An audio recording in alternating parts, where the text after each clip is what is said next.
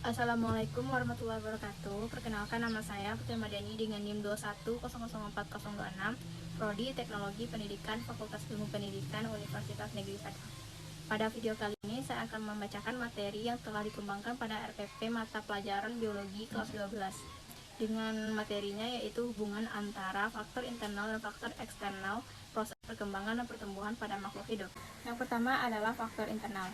Faktor internal yang memengaruhi pertumbuhan dan perkembangan pada tumbuhan mencakup faktor genetik, epigenetik, dan zat pengatur tumbuh. Nah, yang pertama itu faktor genetik. Setiap tumbuhan terdiri dari miliaran sel. Dalam setiap sel terdapat satu sel lengkap semua gen yang membentuk kode instruksi untuk suatu organisme.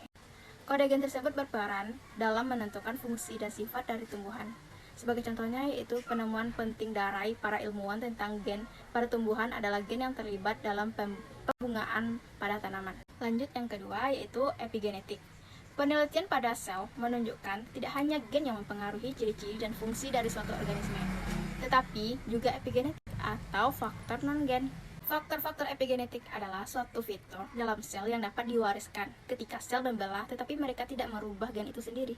Namun, faktor epigenetik dapat memodifikasi perilaku gen. Nah, selanjutnya ada zat pengatur tumbuh atau hormon.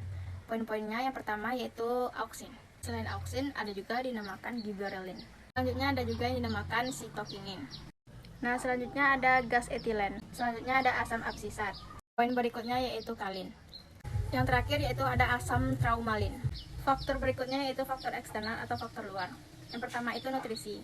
Ilmu nutrisi tanaman telah diterapkan sejak 160 tahun yang lalu berdasarkan eksperimen klasik atau restitusi yang dipengaruhi oleh hormon luka atau asam traumalin. Yang kedua yaitu air.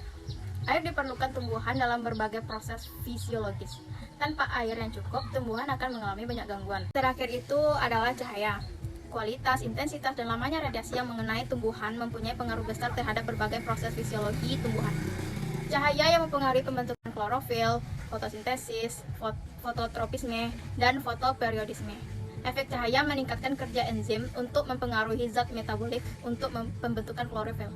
Sedangkan pada proses fotosintesis, intensitas cahaya mempengaruhi laju fotosintesis saat berlangsung reaksi terang. Jadi, cahaya secara tidak langsung mengendalikan pertumbuhan dan perkembangan tanaman, karena hasil fotosintesis berupa karbohidrat digunakan untuk pembentukan organ-organ tumbuhan.